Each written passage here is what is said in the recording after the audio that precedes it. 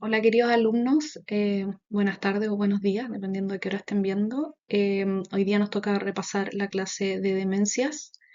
Les recuerdo, mi nombre es Nicole Rogers, soy neuróloga y hoy día el objetivo es que terminando esta clase seamos capaces de reconocer cuál es el síndrome demencial, podernos orientar en cuáles son sus causas, poder identificar las características clínicas de las demencias más frecuentes y conocer los principios del manejo farmacológico y no farmacológico de un paciente con demencia. Para partir, algunas definiciones y epidemiología, para hacerse una idea de la magnitud del problema de que estamos hablando. Se estima que hoy por hoy hay alrededor de 57 millones de personas con demencia. Para hacerse una idea, eso es como casi 3 veces la población de Chile. Imagínense 3 Chiles completos con personas con demencia. No solo eso, muchos de los casos se creen que están subdiagnosticados y por lo tanto la estimación es que cada año se diagnostican 10 millones de casos nuevos y se estima que para el año 2050 van a haber 153 millones de personas con demencia. O sea, es un problema de salud tremendo. Y por lo mismo, la OMS lo ha considerado una de las prioridades en salud para los próximos 20 años. Algo que también es muy relevante es que se sabe, y de acuerdo a las estimaciones que se han hecho, que probablemente el 50% de estos casos podría ser eventualmente prevenible, y vamos a ver más adelante que gran parte de eso tiene que ver también con los factores cardiovasculares que a veces están relacionados con algunos tipos de demencia.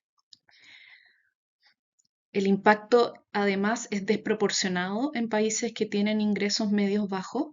Latinoamérica está dentro de los sectores del mundo con la curva más pronunciada de crecimiento, en parte porque también nuestra población está envejeciendo. Evidentemente es una enfermedad en donde la carga económica y familiar es sumamente importante, no solo afecta a la persona, pero también a todo su entorno. Y es importante saber que la mayoría de estos pacientes va a llegar siempre primero a la atención primaria o a la urgencia, mucho antes de ver a algún especialista. Por lo tanto, tener una idea general en cómo abordar estos pacientes es algo que es importante para el médico general. La demencia en sí es un síndrome clínico, no una enfermedad por sí sola. Describe un cuadro clínico, un conjunto de signos y síntomas para los cuales hay varias causas. Hoy por hoy se está tratando de orientar hacia una terminología más actualizada en donde hablaríamos de trastornos neurocognitivos para tratar de quitarle un poquito el estigma a la palabra demencia. Desde el punto de vista de una definición operativa, para hablar de demencia tienen que haber 3 elementos sí o sí. Uno, tiene que ser una enfermedad adquirida, tiene que haber un cambio con respecto al nivel basal del paciente, no puede ser algo congénito, no puede ser algo del desarrollo. Tiene que haber un compromiso objetivo de al menos un dominio cognitivo, sea este memoria, lenguaje, sistema ejecutivo, visoespacial o conducta, y tiene que haber un impacto en las actividades de la vida diaria del paciente. Tiene que afectar las actividades de la vida diaria. Si no hay un impacto funcional, nosotros no hablamos de demencia. Y todo lo que nosotros sepamos acerca de la funcionalidad del paciente va a ser información que nos va a dar el paciente y su familia, por lo tanto va a ser información subjetiva. La combinación de estas cosas es lo que nos va a permitir hablar de demencia y también recordar que en general hay una convención clínica, no hay evidencia con respecto a esto, pero se entiende que hablamos de demencia cuando hay síntomas que llevan más de 6 meses, porque esto orienta más a una causa degenerativa. Cuando tenemos cuadros similares a lo que pareciera ser una demencia, pero con periodos de evolución mucho más cortos, como por ejemplo menos de 6 meses, hablamos de otro síndrome, que es el síndrome de las demencias rápidamente progresivas, que es otro tema, y que vamos a tocar un par de veces, pero también les voy a dejar más adelante una referencia por si quieren ahondar en eso. Las diferencias entre el envejecimiento patológico y el envejecimiento normal es importante tenerlas en cuenta porque nos va a definir eh, o nos va a permitir saber cuándo es un paciente que nos tiene que preocupar y cuándo tenemos que derivarlo. En el envejecimiento normal, efectivamente, hay cambios cognitivos que son esperables para la edad y que no deberían, entre comillas, asustarnos, ¿ya? Puede haber dentro del envejecimiento normal un enlentecimiento en la velocidad del procesamiento del pensamiento. O sea, objetivamente uno se puede poner más lenta. Puede haber también mayor dificultad para recuperar los nombres de las personas y de las cosas. Eso también es frecuente. Empieza a haber una menor eficiencia en tratar de hacer muchas tareas al mismo tiempo, pero esto no puede tener un impacto funcional significativo. Si es que empieza a haber impacto funcional, esto ya no es parte de un envejecimiento normal. Y es en parte por esto que nosotros, los neurólogos en general, no nos gusta el término demencia senil, ¿ya? Demencia senil significa viejo y habla como de demencia de viejos. Y es importante saber que la demencia y los síntomas cognitivos nunca son normales en los viejos. O sea, nunca tenemos que calificarlos como algo esperable. Siempre hay que ir a buscar la causa. En el deterioro cognitivo leve, que es una fase, por decirlo, intermedia entre el envejecimiento normal y la demencia, efectivamente nosotros podemos ver un deterioro en alguno de los dominios mayor del esperable para la edad, pero la autonomía del paciente está completamente preservada. La funcionalidad está conservada y por lo tanto aquí tampoco hablamos de demencia. ¿Qué significa esto en la práctica? Que podemos tener a alguien que tenga una queja de memoria a la que yo evalúe y efectivamente objetive, ya sea por alguna herramienta de tamizaje o mi propio examen neurológico, que hay deterioro en un área, por ejemplo, memoria. Pero si esa persona está haciendo las mismas actividades de la vida diaria que ha hecho toda su vida, ese paciente no tiene demencia. Ahora, ¿por qué es importante de todas maneras identificar este grupo de pacientes? Porque se sabe que aquellos pacientes que tienen deterioro cognitivo leve, o sea, que tienen un deterioro objetivable con autonomía preservada, tienen mayor riesgo de conversión a demencia en el futuro. Y son pacientes que obviamente vamos eh, a abordar y vamos a estudiar y vamos a tratar de intervenir a tiempo. Y la demencia es el deterioro objetivable en más de un dominio cognitivo mayor del esperable a la edad, pero que sí empieza a tener impacto en las actividades de la vida diaria. Y vamos a darnos cuenta que entonces ir a evaluar la capacidad que tiene la persona de funcionar en la vida diaria va a ser una parte importante de la evaluación del paciente con demencia.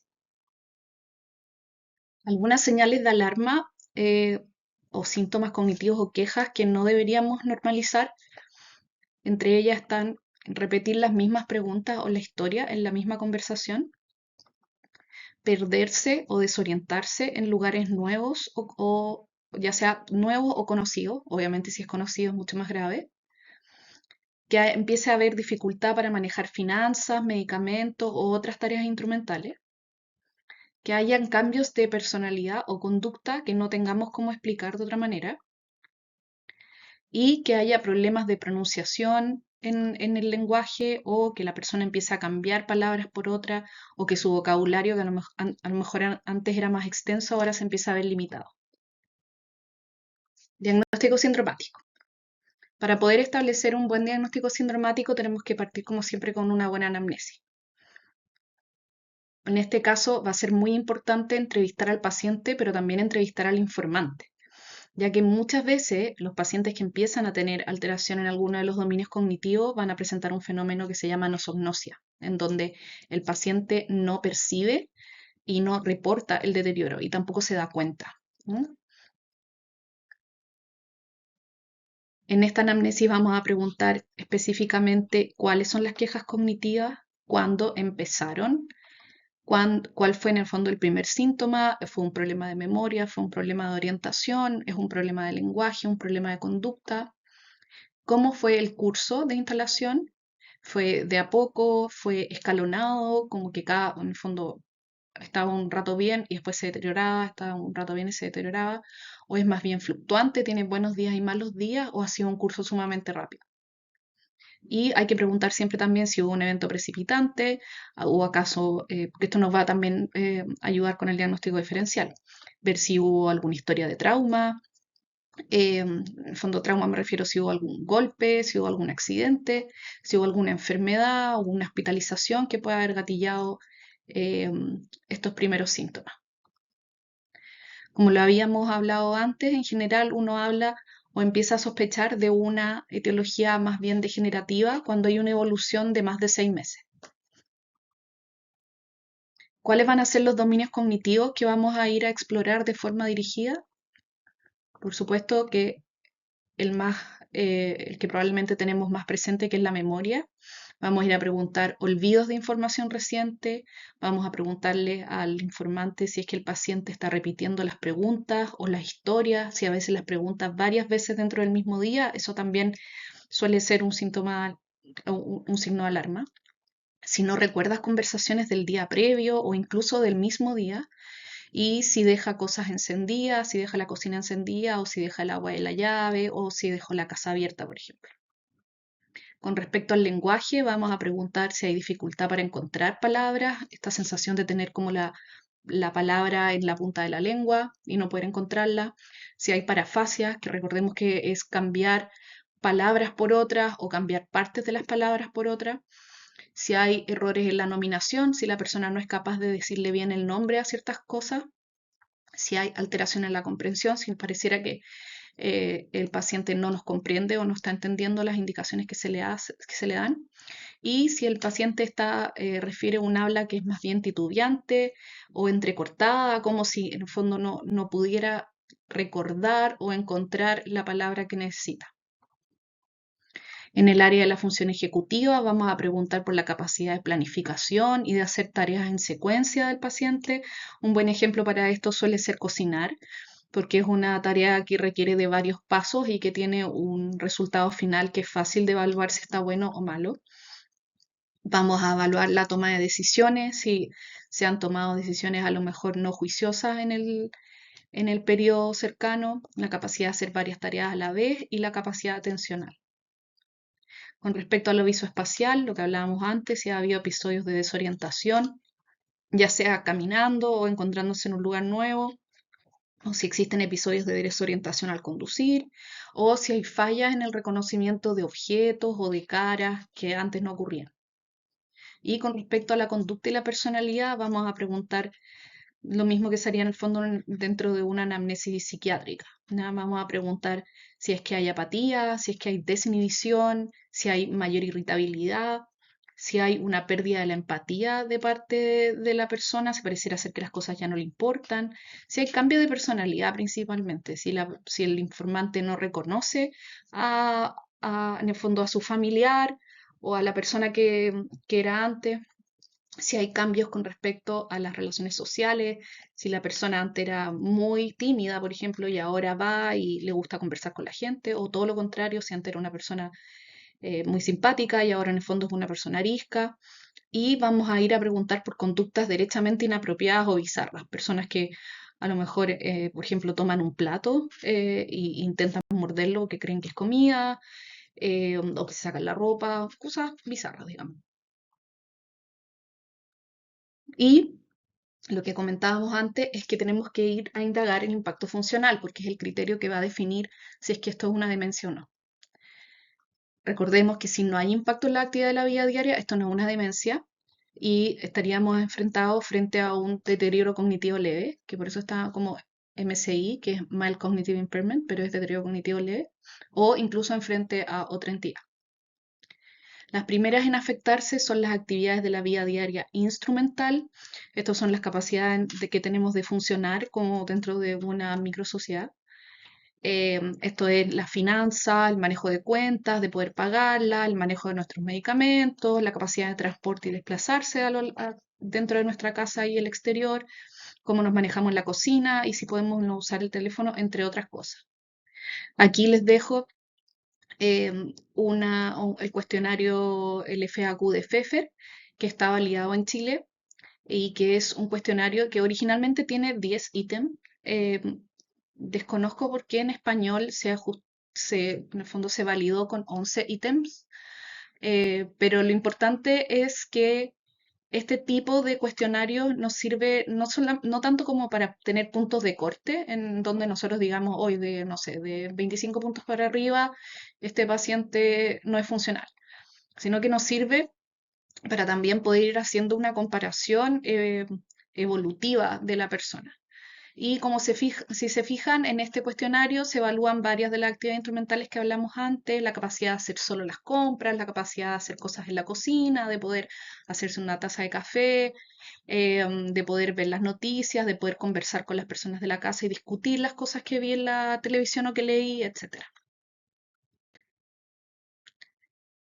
Y ya en etapas más avanzadas, cuando ya hay compromiso de las funciones instrumentales, se pueden empezar a perder las actividades o las funciones básicas, ¿ya? Dentro de las cuales encontramos la alimentación, la capacidad de alimentarse por uno mismo, el del baño, de vestirse, de poder trasladarse desde la cama a una silla o de movilizarse a través de la casa y la capacidad de ir al baño y realizar, en el fondo, poder hacer una propia higiene.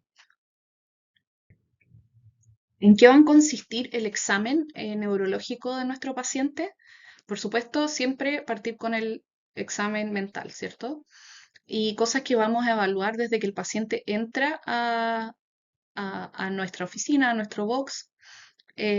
Vamos a fijarnos en su presentación general, vamos a ver cómo se ve, su nivel de higiene, su nivel de alerta, si es un paciente que nos mira a los ojos, cómo es el contacto con el informante, si viene de buen o mal humor. Todas esas cosas nos orientan hacia dónde va la consulta también. Vamos a ver cómo es su lenguaje, es espontáneo, es un paciente que es más bien retraído, que cuesta que hable, es fluido, es un lenguaje coherente o no tiene mucho sentido, se nota que no está entendiendo o la verdad es que pareciera ser que está hablando cualquier cosa. Em, Ahí les dejo como referencia a los videos que puse en el examen, la clase de examen neurológico.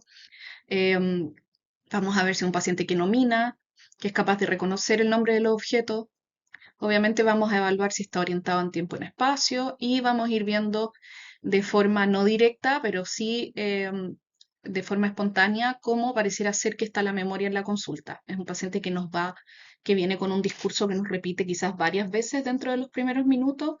Em, es alguien que no recuerda lo que nos dijo, por ejemplo, al entrar o que nos vuelve a hacer el mismo comentario.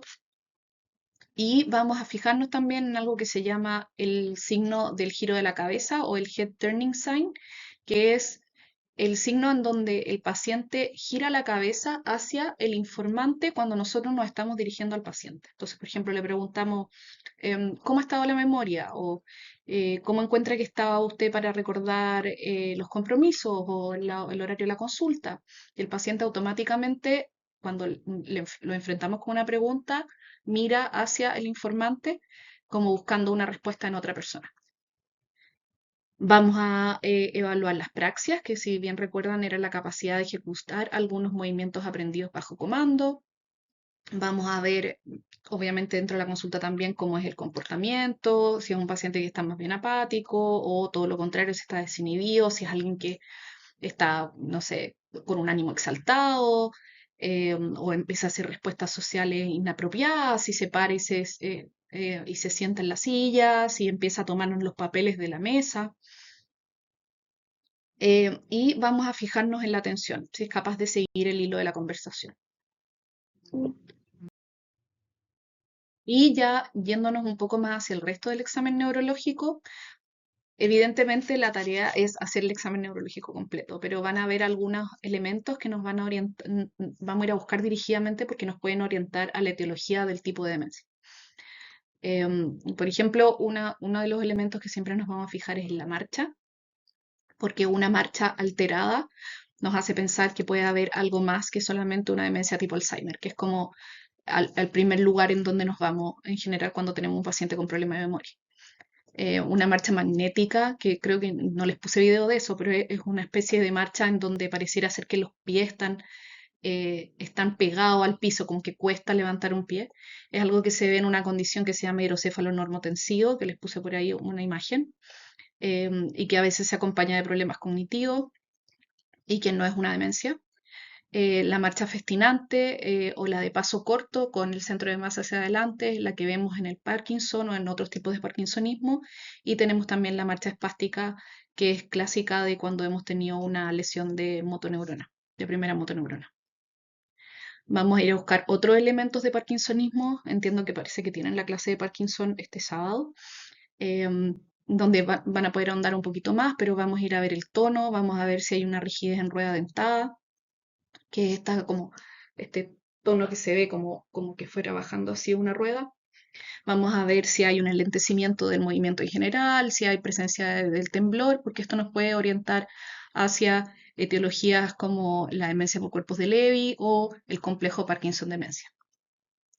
Vamos a ver si es que hay alteración de la oculomotilidad, si es que el paciente es capaz de llevar la mirada en el eje vertical, arriba, abajo, de lado a lado, porque a veces eso también se puede alterar en algunas demencias secundarias a tauopatía. Vamos a ir a buscar signos focales, asimetría de la fuerza, asimetría de reflejo, alteraciones de la sensibilidad, afasias específicas que nos hablen de que a lo mejor hay una lesión estructural o hubo un infarto o estamos frente a una demencia vascular secundaria a lesiones isquémicas. Vamos a ir a buscar reflejos primitivos, como el reflejo de prensión palmar, en donde yo tomo la mano y el paciente queda enganchado, el reflejo de hociqueo, que es cuando yo le empiezo a estimular el borde de la comisura y la boca tiende a ir hacia donde, bueno, hacia donde estoy haciendo el estímulo, el palmo mentoniano, que es cuando hago un estímulo de la palma y la boca del paciente tiende a hacer una especie de movimiento y eso habla de que hay compromiso del lóbulo frontal. Vamos a ir a buscar otros movimientos anormales, el temblor por supuesto que siempre puede estar en cuadros de parkinsonismo, pero también puede haber saltos, tipos mioclonías, que puedan aparecer en otras patologías, no necesariamente demencias neurodegenerativas como encefalopatías metabólicas, si hay alteraciones sistémicas, y también en cuadros como en la enfermedad de Creutzfeldt-Jakob. Y muchas veces para facilitar esta evaluación que a veces puede parecer un poco larga, sobre todo la parte de la evaluación mental, nos hacemos o nos podemos apoyar en herramientas de tamizaje, entre ellas las más conocidas y que probablemente les suenan, el Mini Mental y el MoCA.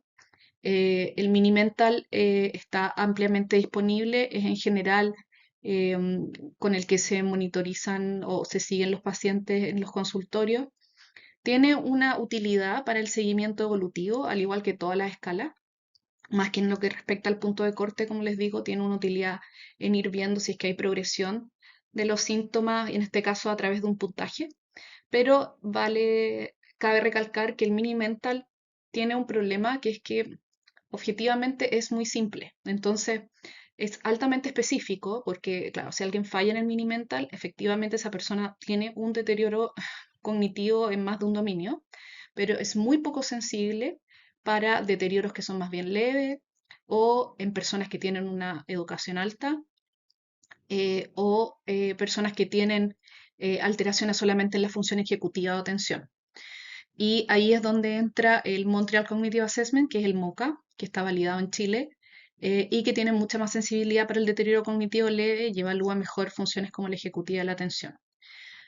Ahora, ambas son herramientas de tamizaje, o sea, en el fondo buscan un screening, pero no de diagnóstico, ya que el contexto clínico es el que siempre debe mandar. Aquí pueden ver un ejemplo del mini mental de Folstein, en donde se ve que hay varias tareas en las cuales le vamos a dar distintos puntajes dependiendo si las hace todas bien o no.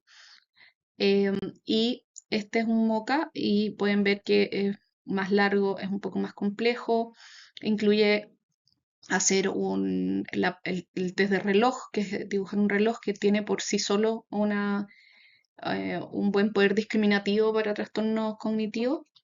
Y tiene una parte más extensa para evaluar esto de acá, que es el recuerdo diferido, que es lo que más se altera en general en las demencias eh, tipo Alzheimer o las demencias en donde hay un defecto amnésico.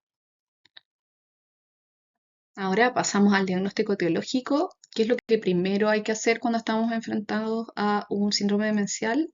Sin duda, ir a descartar causas secundarias.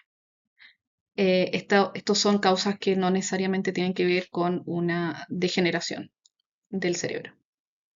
Y aquí encontramos que deberíamos a todos estos pacientes hacerle exámenes de laboratorio generales que incluyan un hemograma, función del riñón, hígado, glicemia, un perfil tiroideo, algunas vitaminas y vamos a ver que puede ser una causa también de deterioro cognitivo. Vamos a ir a buscar, por ejemplo, si es que hay presencia de sífilis o incluso VIH según el contexto. Y con respecto a las imágenes, deberíamos tener siempre por lo menos una imagen básica, un escáner de cerebro que nos permita ver lesiones grandes. Si hay la posibilidad de hacer una resonancia, mejor aún. Pero ¿qué es lo que vamos a ir a buscar específicamente? Lesiones vasculares, lesiones que podamos resolver. O sea, que no haya un hematoma, que no haya un tumor, que no haya una masa, que no haya un absceso. Vamos a descartar esto que habíamos comentado antes, que es el hidrocefalón tensivo, que es este cuadro en donde hay una hidrocefalia de presión normal, o sea, significa que no hay no es una hidrocefalia obstructiva, no hay nada que esté deteniendo el flujo del líquido cefalorraquídeo, pero de alguna manera empieza a aumentar. em, y este cuadro se puede acompañar de síntomas cognitivos, por eso también siempre hay que ir a descartarlo. Y también nos van a servir las neuroimágenes para ver patrones de atrofia. Como vamos a ver, cada causa de demencia tiene un sustrato molecular en donde hay depósitos de ciertas proteínas que tienen preferencia por ciertos lugares específicos del cerebro, que van a explicar también por qué aparecen algunos síntomas antes que otros. Y estos lugares, como van a ser los primeros en comprometerse, van a tener lugares específicos de atrofia que vamos a poder reconocer por las imágenes. ¿Qué causas de deterioro cognitivo no neurodegenerativo van a ser frecuentes que encontremos? Yo igual puse acá como asterisco porque a veces puede que aún frente a estas causas que vamos en el fondo a ir a resolver y vamos a tratar de que resolviéndolas se pase ese deterioro cognitivo, puede ser que no se pase. Entonces, estas causas pueden existir de forma paralela con un proceso neurodegenerativo, pero igual va a ser importante ir a tratarlas porque van a contribuir a la pérdida de funcionalidad del paciente debido a la intensificación de sus síntomas. Puse en rojo depresión y fármacos porque deben ser las causas más frecuentes. Las tasas de depresión de adultos mayores en Chile son altísimas y es también una tendencia que ha ido en aumento, sobre todo en los últimos años y sobre todo después de los años de la pandemia. Costó muchísimo que los adultos mayores, después de ese periodo en donde estuvieron más bien aislados, pudieran volver a reintegrarse a sus comunidades y a tener como vía social. Y eso causó que hubiera muchos casos de demencia perdón, de compromiso cognitivo que era más bien secundario a aislamiento social. Entonces, es importante ir a buscar síntomas depresivos de forma dirigida. O sea, en la entrevista hay que preguntarle al paciente por el ánimo. Y fármacos y polifarmacia, esto hay que evaluarlo porque el paciente adulto mayor es un paciente que en general llega con polifarmacia. El paciente de consultorio es un paciente que llega tomando muchas cosas y a veces tenemos algunos de estos fármacos que en el fondo medio escondidos, que no sabemos que tienen estos efectos. Entre ellos, por ejemplo, los anticolinérgicos, que se dejan mucho. Los anticolinérgicos pueden tener un efecto bien potente con respecto a la atención y la memoria. Y es algo que hay que tener en consideración, sobre todo en estos pacientes que tienen una larga lista de fármacos que de repente quedan como repetidos. Las benzodiazepinas, sin duda, que son un tema por sí solo, porque la idea es no indicarlas, pero también el suspenderlas de forma brusca puede traer consecuencias, por lo tanto hay que abordarlo caso a caso. Los opiáceos tienen un efecto importante con respecto a lo que es atencional y la atención obviamente da pie a que podamos incorporar información nueva, entonces tiene un efecto grande en la memoria. Lo mismo con los corticoides y los antipilépticos. No tanto porque hoy por hoy cada vez se dejan menos los antipilépticos que solían tener un efecto muy deleterio sobre la función cognitiva. Estoy pensando, por ejemplo, en los barbitúricos, pero sí hay que tener ojo porque varios de estos fármacos pueden también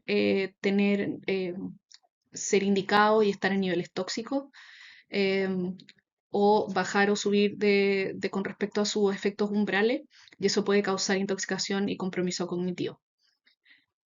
Otras causas está, por ejemplo, las alteraciones de la tiroides, que por eso la estudiamos, el déficit de vitamina B12, sobre todo en casos de alcoholismo o de malnutrición, la apnea del sueño, que es sumamente frecuente, es poco diagnosticada y es fácil de tratar y no la buscamos. Ya cosas más raras como infección del sistema nervioso, entre ellas la más frecuente entre las infecciones que vienen a ser la neurosífilis, otras alteraciones metabólicas, alteraciones del sodio, del calcio, alteraciones del hígado, del riñón, y ya causas derechamente estructurales, que es la razón por la cual hacemos una imagen de cerebro, que es, por ejemplo, lo que hablábamos antes, que hay un hematoma subdural crónico que a veces puede pasar muy desapercibido, puede haber un trauma que a lo mejor no fue tan importante, pero en un paciente que tomaba aspirina o que tomaba eh, algún anticoagulante, se hace estos hematomas que son venosos, con crecimiento muy lento y que van dando estos síntomas cognitivos de una forma más bien como escalonada. Eh, Pueden haber tumores, pueden haber infarto antiguo y lo que hablábamos antes de la hidrocefalia normotensiva, que se acompaña de esto que llamamos la tríada de Hakim, dada por deterioro cognitivo, este trastorno de la marcha, que es como una marcha imantada, y incontinencia urinaria.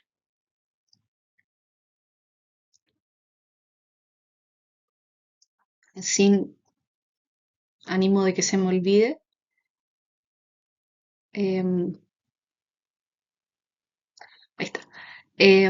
Recordar lo que habíamos hablado antes, de que las demencias o los cuadros demenciales que son rápidamente progresivos, o sea, que tienen una evolución de menos de 6 meses, son por sí solos un síndrome distinto con otras etiologías que hay que considerar primero, y que es un tema bien muy interesante y un poquito más extenso, y que no quise ahondar acá porque se me iba a quedar muy largo, pero si les interesa, este autor, que es Ketchwin, tiene varios, en fondo, paper y review, en donde habla de este acrónimo que se llama Vitamins, que es el que se usa o el que sugiere él, para ir en el fondo descartando etiología por etiología y poder buscar cuál es la causa de esta demencia rápidamente progresiva, donde la B, por ejemplo, es de vascular, la I de infecciones, la T es de toxinas, y etc. Aún así, quise hablar de dos diagnósticos dentro de estas demencias rápidamente progresivas, porque son diagnósticos que en el fondo hay que tener en consideración por la prevalencia. Uno es la encefalitis autoinmune, que entiendo que ya tuvieron una clase de eso. Es es un cuadro que tiene una relevancia clínica creciente. Es muy importante tenerlo en cuenta porque es potencialmente reversible. Clínicamente se puede dar muy similar a un cuadro demencial. Pueden ser cuadros subagudos, sí, obviamente uno dice menos de 6 meses, pero a veces pueden ser un curso incluso más larvado o puede tener reagudizaciones dentro de un periodo un poco más largo. En general hay presencia de síntomas psiquiátricos o conductuales y la clave, bueno, obviamente hay un deterioro cognitivo porque hay compromiso del parénquima cerebral y lo clave es que empiezan a haber presencia de movimientos anormales o derechamente de crisis convulsiva. ¿Y por qué en el fondo hay que tenerlo en cuenta? Porque algunas de estas encefalitis autoinmunes son paraneoplásicas y obviamente en una población adulto mayor la prevalencia de cáncer va a ser más alta. Y otro cuadro que hay que tener en consideración es la enfermedad de Creutzfeldt-Jakob, que es una enfermedad priónica. En el fondo hay una proteína que empieza a ser más plegada y que empieza a tener un efecto, por decirlo así, de acumulación y escalada. Empieza como a contagiar, entre comillas, otras proteínas y a hacer que se vayan mal plegando entre ellas. Aquí la clave es que es un deterioro cognitivo muy similar a una demencia, pero es que es muy rápido. Es como ver em, no sé, una enfermedad de Alzheimer, pero pasar en meses en vez de años. Hay también movimientos anormales, puede haber también signos cerebelosos o piramidales. Y en Chile tenemos una prevalencia más alta, es como el doble que el resto del mundo, en parte porque hay varias familias identificadas que tienen mutaciones en el gen de la proteína briónica. Eh, entonces hay que tenerlo también en consideración porque es algo que se ve. Y sobre todo se ve en donde hay mayor prevalencia de estas familias, que suele ser en la sexta, séptima, octava región. Y aquí les dejo algunas imágenes, en el fondo, que son como los signos patognomónicos. Uno es esto que le llaman el signo de la cinta o del ribbon, que se ve en difusión, se ve este brillo cortical como encintado y se ve también brillantes en difusión a ganglios de la base. Ahora vamos a repasar de forma superficial algunas de las demencias más frecuentes y las que vamos a ver, no son todas, pero las que vamos a ver en este caso son la enfermedad de Alzheimer, la demencia por cuerpos de Levy, la demencia frontotemporal, la demencia vascular y vamos a hablar un par de líneas acerca de lo que es la demencia mixta.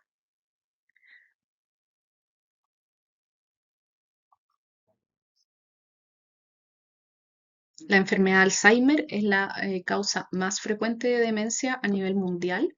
Explica casi un poco más de 2/3 de todas las demencias en el mundo y se produce a partir de depósitos de placas de una proteína que se llama beta-amiloide y de ovillos de neurofibrilares intracelulares de una proteína que se llama tau, que se hiperfosforila.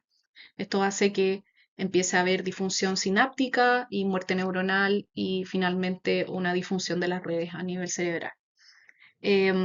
¿Recuerdan que les había comentado que en general estos tienen algunos patrones específicos o algunas afinidades específicas por ciertos lugares del cerebro? Y en este caso, la enfermedad de Alzheimer suele partir con un compromiso bien descrito en las regiones mediales del lóbulo temporal, específicamente en la región entorrinal y en el hipocampo.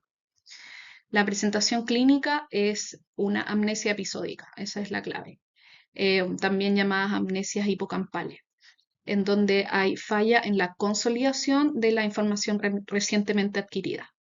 Como hay falla en la consolidación y no tanto en la atención, esta va a ser una amnesia o fallas en la memoria que no van a recuperar con claves semánticas ni con reconocimiento. O sea, son eventos que no quedan almacenados. Entonces, no, aunque le demos pistas, aunque tratemos de decirle, oye, pero acuérdate que pasó esto y esto, en fondo son cosas que no van a quedar registradas, así que no mejoran con ese tipo de claves.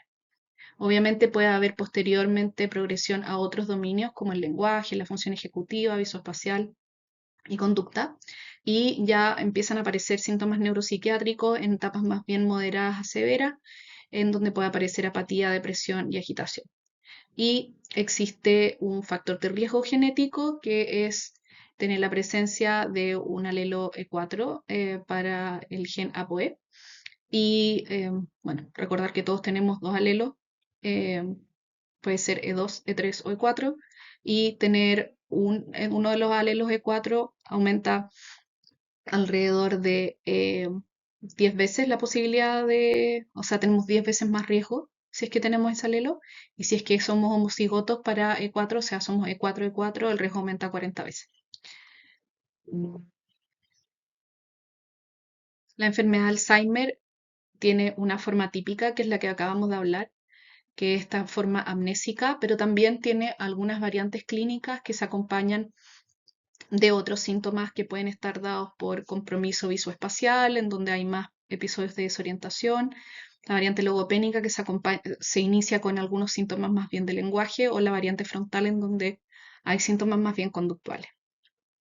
Cuando vamos a sospechar una enfermedad de Alzheimer, cuando hay olvidos de información reciente, cuando hay repetición de preguntas y desorientación en las etapas iniciales, y la verdad es que siempre la vamos a tener como primera causa por un tema de prevalencia en aquellos mayores de 65 años que empiecen a tener un deterioro de alguna función cognitiva de forma progresiva, insidiosa y en donde hemos descartado otras causas identificables.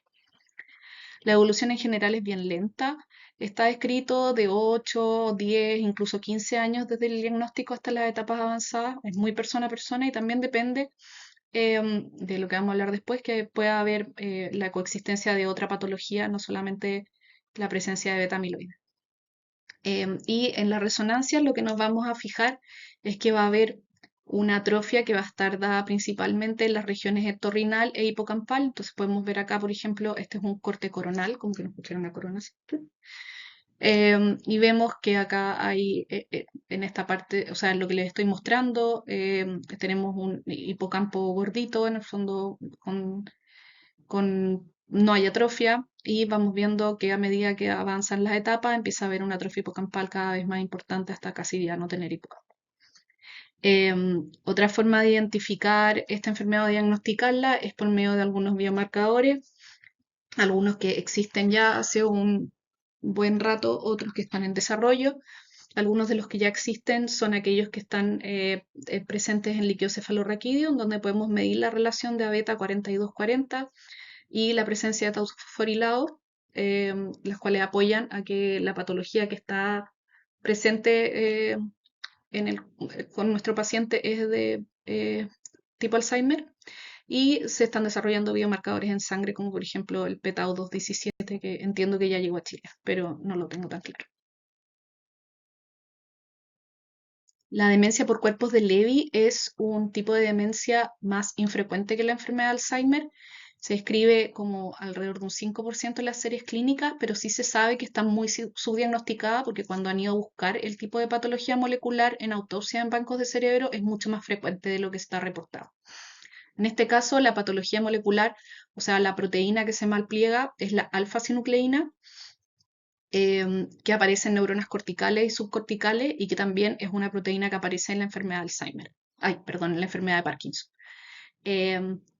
Y por eso que esta demencia se va a acompañar de varios síntomas motores. Hay también compromiso de vías dopaminérgicas, al igual que lo ocurre en la enfermedad de Parkinson, colinérgicas y noradrenérgicas. La tríada característica va a ser que esta es una demencia en donde hay mucha fluctuación cognitiva, a diferencia del Alzheimer, en donde es más bien un curso insidioso, progresivo. Aquí puede haber mucha fluctuación día a día y también dentro del día, donde el paciente puede estar bien en la mañana y muy mal en la noche, lo cual lo hace muy similar a un delirium o un delirium constante. También va a haber presencia, es bien característico que haya presencia de alucinaciones visuales, las cuales en general son bien formadas, son muy detalladas, son recurrentes, a veces pueden ser no amenazadoras, como en general describen animales o insectos, pero también pueden llegar a ser amenazadoras, con presencia de personas en las casas o gente que se quiere meter a la pieza, etc.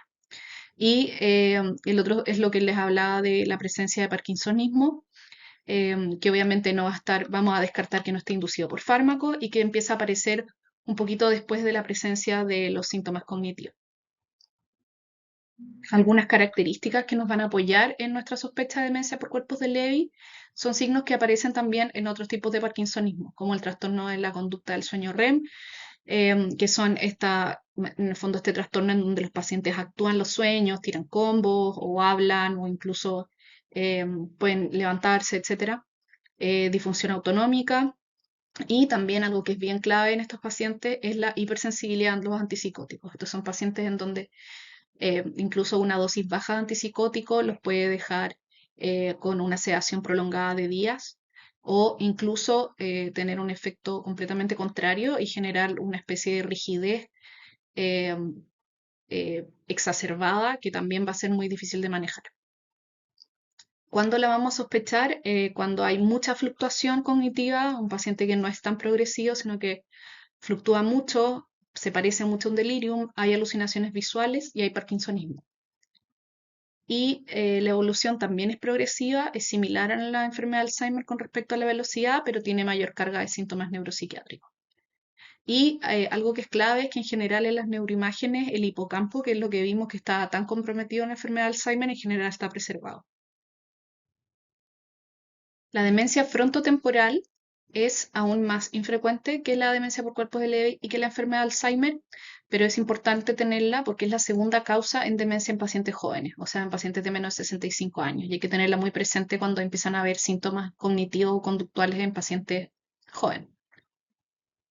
La patología molecular es más bien variada, van todas dentro de lo que se llama la degeneración lobar frontotemporal, en donde hay varios grupos de proteinopatías que comparten un mismo fenotipo clínico, o sea, se comportan clínicamente igual, pero el tipo de proteína que se empieza a acumular varía. Entre ellas está el tau, TDP43 y FUS, que es una de las más raras. Hay más de un tipo de demencia frontotemporal, quizás el que siempre como que asociamos automáticamente es la variable conductual por el impacto que tiene tanto ver una como también para el paciente y para su familia. ya que esta es una demencia en donde los problemas o las quejas son más bien conductuales primero y después cognitivas. Entonces, son pacientes que se presentan por cambios de personalidad, desinhibidos, apáticos, puede haber pérdida de empatía, pérdida de la conducta social. Estos son adultos mayores que antes, por ejemplo, ya no quieren ver a los nietos, que se empiezan a volver súper eh, introvertidos, desubicados, o gente que empieza a hacer comentarios racistas o sexistas. eh, y que obviamente no está en línea a cómo era su personalidad antes. La memoria episódica, que es la que siempre asociamos a la demencia, puede estar relativamente preservada incluso hasta etapas moderadas de la enfermedad. Y se caracteriza porque empiezan a haber también algunos otros síntomas, como por ejemplo hiperoralidad, hay gente que se lleva las cosas a la boca o que empieza a comer de forma eh, como sin control, o empieza a tener una fascinación por la comida dulce. También puede hacer conductas repetitivas o conductas estereotipadas. Y el error aquí siempre es que, en el fondo, estos cuadros al principio se pueden diagnosticar como trastornos psiquiátricos primarios antes de pensar que puede haber una patología demencial de base. Como les decía, no es la única forma de demencia frontotemporal que existe. Hay demencias frontotemporales que son variantes lingüísticas, dentro de las cuales hay dos de las afasias progresivas primarias. Una es la afasia progresiva no fluente, que se caracteriza por una alteración del lenguaje en donde hay una dificultad activa para poder elaborar palabras. Pareciera ser como que el paciente tuviera que hacer un esfuerzo para sacar las palabras. Empieza a haber agramatismo, es como que no se conjugan bien las oraciones, sacan los artículos y también puede haber directamente una praxia del habla o oro bucal, en donde va a haber dificultad de hacer acciones frente al comando con respecto con la boca. Pedirle que sople una vela eh, o pedirle que haga como que tire un beso, eso les va a costar. Y la otra variante es la demencia semántica, que hay una pérdida del significado y del concepto de las cosas. Entonces, el paciente no sabe identificar un objeto, en parte porque no recuerda la palabra, pero porque también olvida el concepto del objeto. Eh, y bueno, como referencia, entiendo que Bruce Willis se diagnosticó inicialmente con una demencia semántica que después se corrigió en fondo por las noticias de que era una demencia frontotemporal. ¿Cuándo la vamos a sospechar entonces? En pacientes menores de 70 o 65 años, aunque también está presente en adultos mayores, pero como les digo, es más frecuente, es la segunda causa más frecuente en pacientes jóvenes, que se presentan con cambios conductuales, de personalidad.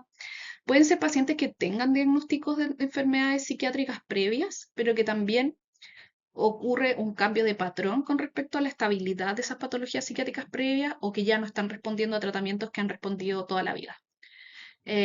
También vamos a sospecharla cuando hay deterioros del lenguaje que son bien aislados pero progresivos.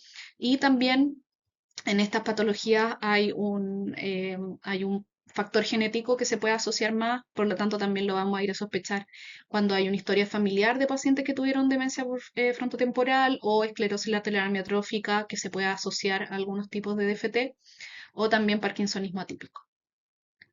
En neuroimagen vamos a ver patrones de atrofia que tienen que ver con los subtipos de las demencias frontotemporales. Por ejemplo, acá les puse un patrón de atrofia que tiene que ver con la variante conductual.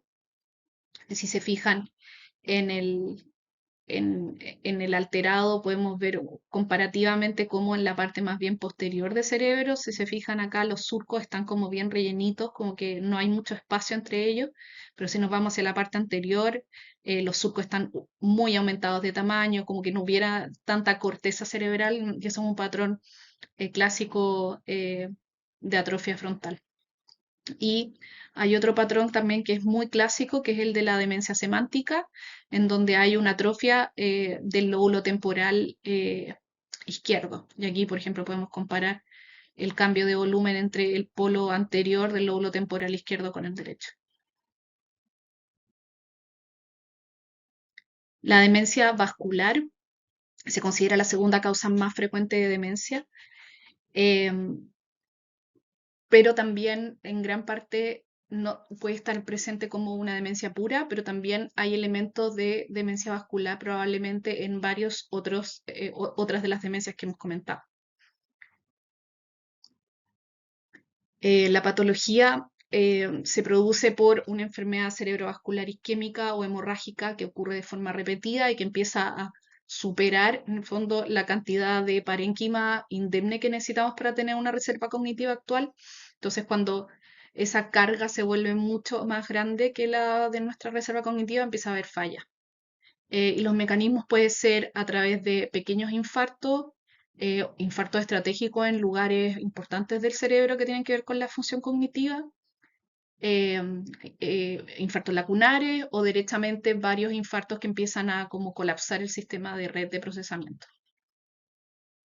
La clave de la demencia vascular es que el perfil cognitivo se caracteriza por una disfunción ejecutiva, ya más que amnésica. Entonces aquí lo que vamos a tener son pacientes que les cuesta planificar, que van a estar mucho más lentos, que la velocidad de procesamiento va a ser menor, que van a ser incapaces de hacer varias cosas a la vez, que incluso se pueden confundir eh, o abrumar cuando tienen que, por ejemplo, hablar con más de una persona a la vez. Puede haber también un factor de la habilidad que es mayor al presente en otras demencias en sus etapas iniciales y puede haber también un enlentecimiento psicomotor generalizado o derechamente síntomas motores secundarios a lesiones que pueden haber habido isquémicas.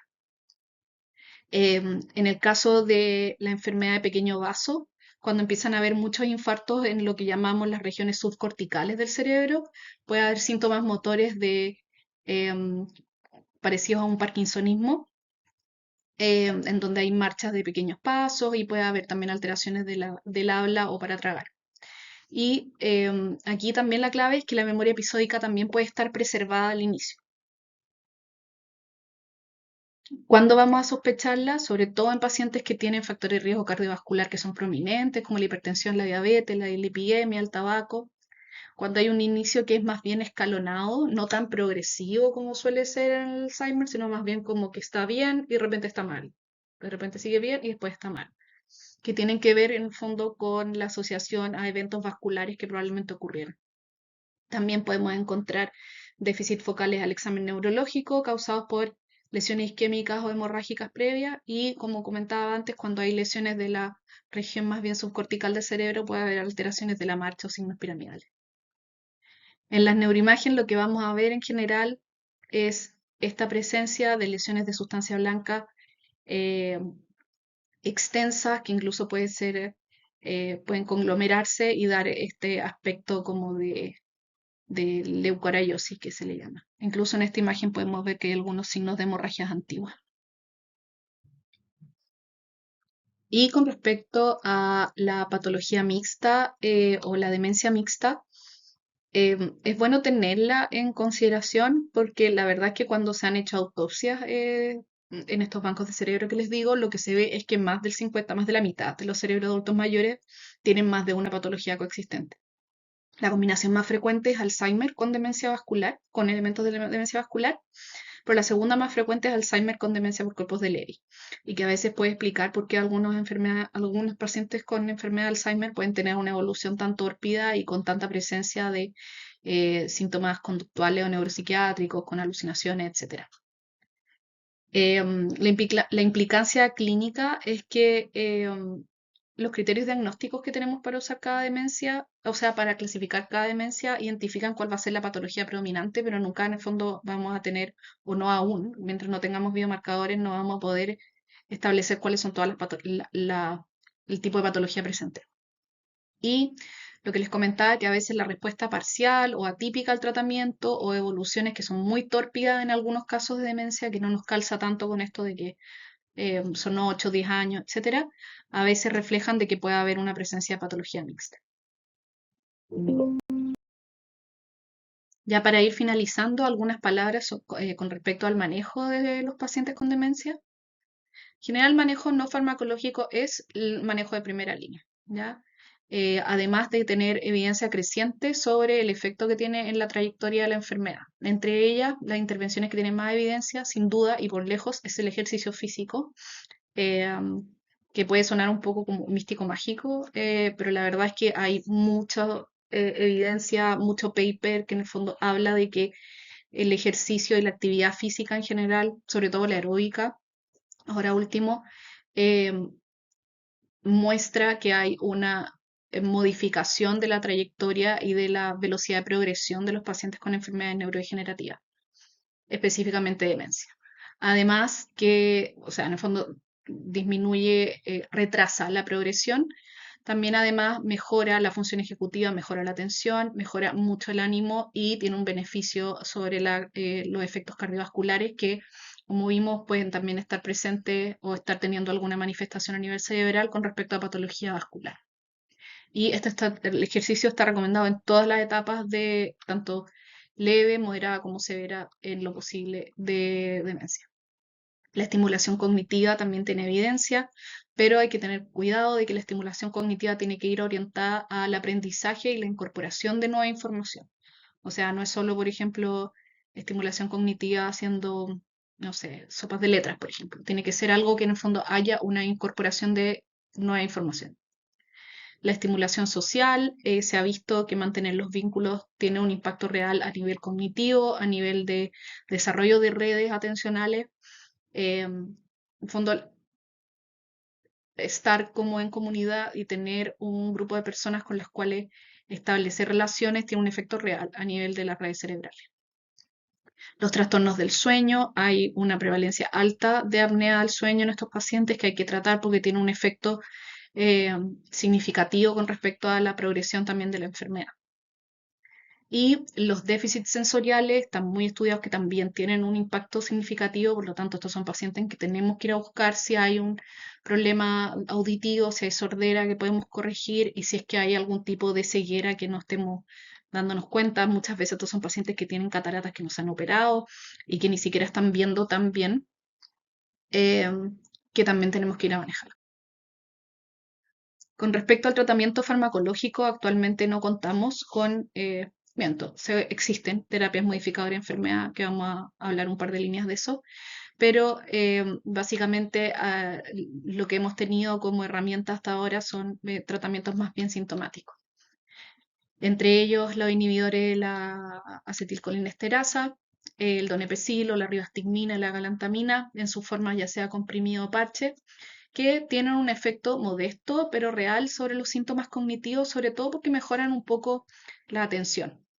Entonces, son pacientes que van a poder incorporar más información, al menos por el tema de la atención, y se observa un efecto modesto en algunos pacientes que refieren, a veces los mismos pacientes refieren que se sienten mejor. Pero hay que aclarar que esto no detiene la progresión y que en el fondo suspender este tratamiento tampoco va a tener un impacto real en la progresión de la enfermedad. La memantina es un poco lo mismo, también tiene un efecto que es bien modesto y está más bien recomendado en la etapa moderada severa. Recordar que tanto la memantina como los inhibidores de la acetilcolinesterasa tienen efectos adversos que es importante reconocer en adultos mayores. Eh, los inhibidores de la colinesterasa disminuyen la frecuencia cardíaca, por lo tanto hay que pedirle un electrocardiograma antes y fijarse porque pueden hacer bradicardia sintomática. Y la memantina puede activar mucho a los pacientes, entonces también hay que tener cuidado si es que hay eventos de agitación o irritabilidad posterior al inicio. Y estas terapias tienen evidencia en la enfermedad de Alzheimer y los inhibidores de la colinesterasa tienen evidencia también en la demencia por cuerpos de Lewy. Los antipsicóticos atípicos que a veces usamos para el manejo de los síntomas neuropsiquiátricos, hay que usarlos con mucho cuidado. En el fondo hay un black box warning para el uso de antipsicóticos en los pacientes con demencia, en donde se sabe que el uso de antipsicóticos aumenta el riesgo de mortalidad en los pacientes con demencia y eso hay que explicárselo a los pacientes. Pero si vamos a usar uno, la idea es partir por antipsicóticos atípicos. En general uno parte por la quetiapina porque también hay mayor espacio para poder titularla.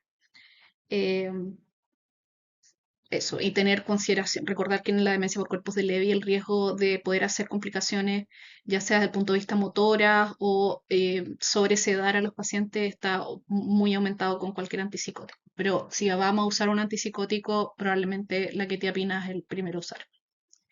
Los antidepresivos, específicamente los inhibidores de la recaptación de serotonina, tienen una evidencia como primera línea para los síntomas anímicos de los pacientes con demencia, pero también bastante evidencia con respecto a la agitación y la irritabilidad. Entre ellos, eh, el citalopram tiene un par de papers más, pero también en general ocupamos la sertralina por lo mismo que usamos la quetiapina, porque hay una, un umbral, o sea, a una dosificación que es un poquito más amplia. Podemos partir con dosis muy bajitas y ir titulando a poco. Y las benzodiazepinas, lo que hablábamos antes, la idea es evitar en la posible, si es posible, sacárselo al paciente, que obviamente cuesta, eh, intentarlo porque aumenta. Con respecto a si es que aumenta el deterioro cognitivo o no durante el uso en la vida, hay algunos reportes que han variado, pero definitivamente el uso en el adulto mayor aumenta el riesgo de caídas, aumenta el riesgo de delirium, eh, y puede también dar sedación paradojal e incluso dar episodios de agitación. Un par de palabras con respecto a las cosas nuevas.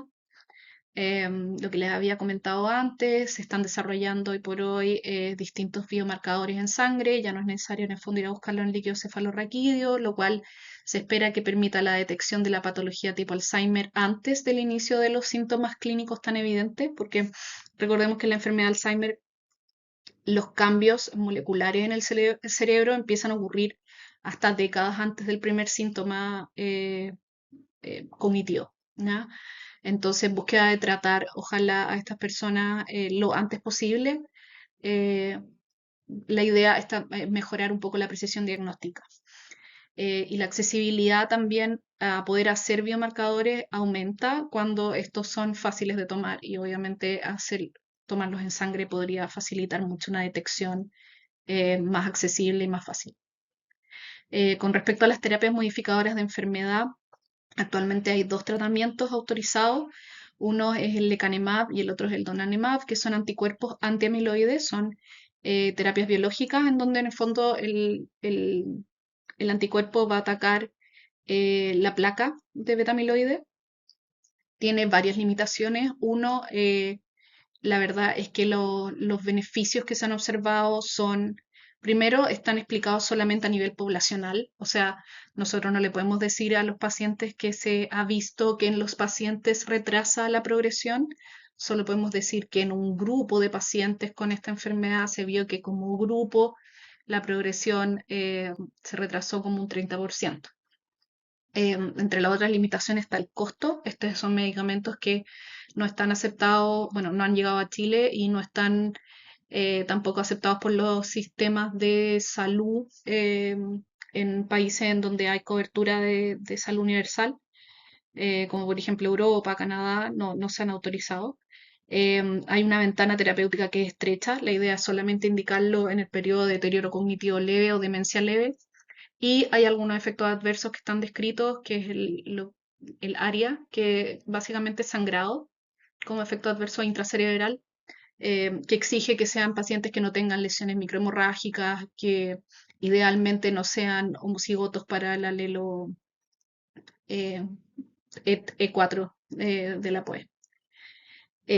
Ahora, no deja de, en el fondo, ser bien prometedor, porque no solamente están estos dos ensayos, pero también hay otras terapias que están en desarrollo, por ejemplo, hay terapias anti-tau que están desarrollándose pensando no solamente en la enfermedad, en la demencia tipo Alzheimer, sino también en otras demencias.